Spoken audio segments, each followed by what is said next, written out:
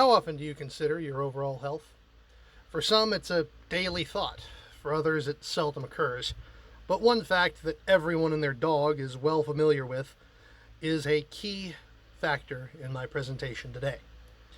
The fact that your diet is very important to your health. Today, I'll be an advocate for the inclusion of fermented food in your daily intake.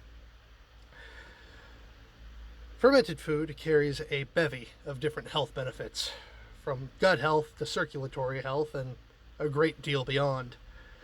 But let's begin with the simplest and most direct benefit, that of gut health.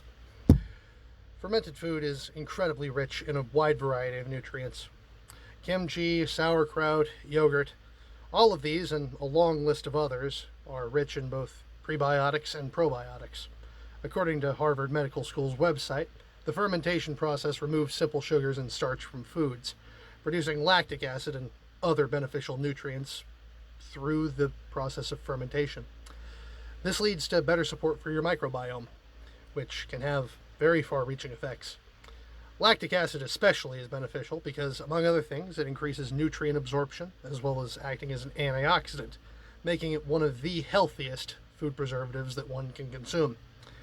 Adding fermented food isn't particularly difficult for the average person either. The most common examples that most people have experience with, at least in America, is yogurt and sourdough bread, meaning for many a very simple pathway to increasing their gut health as well as overall health simply lies in increased consumption of a food they've likely had several times, if not regularly. Another developing subject of research is the role that gut health plays in the way your body handles blood sugar. Research shows that gut bacteria may play a role in your body's handling of insulin.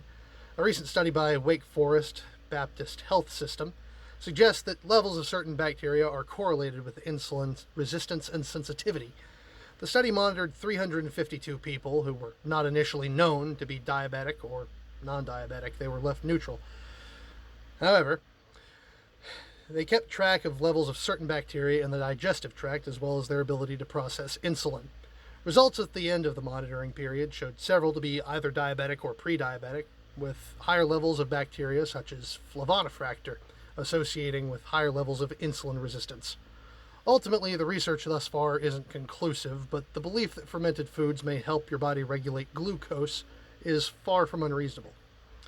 Another, more sure field that fermented food is shown to help in is blood pressure. Fermented food is proven to have positive effects on circulatory health. According to the National Library of Medicine, fermented food tends to be rich in conjugated linoleic acid, or CLA, which has a blood pressure lowering effect. While fermented food is in no way a miracle cure for hypertension, it does fit perfectly into a list of other lifestyle adjustments that are intended to target that specific condition. In an era where greasy and salty food takes up a quite large percentage of the average person's intake, small changes such as that can be extremely beneficial.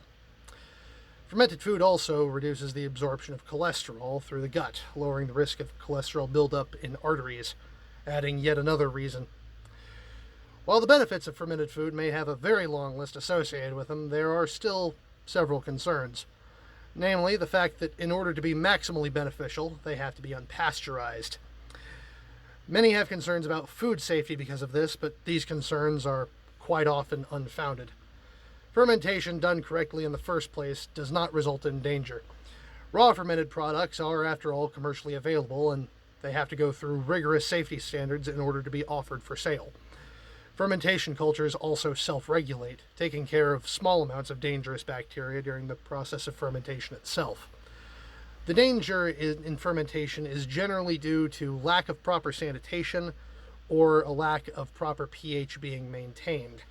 At the end of the day, all pasteurization should ideally be necessary for is prolonging the shelf life of the product. That's all I can really say with what little time I have, but I hope you'll consider fermented foods in the future, should you ever plan a diet. Because from gut health to heart health to glucose regulation, fermented food is either proven to be helpful or at the very least has some promising research behind it. So take away what you will from this and give your diet some thought. Good luck.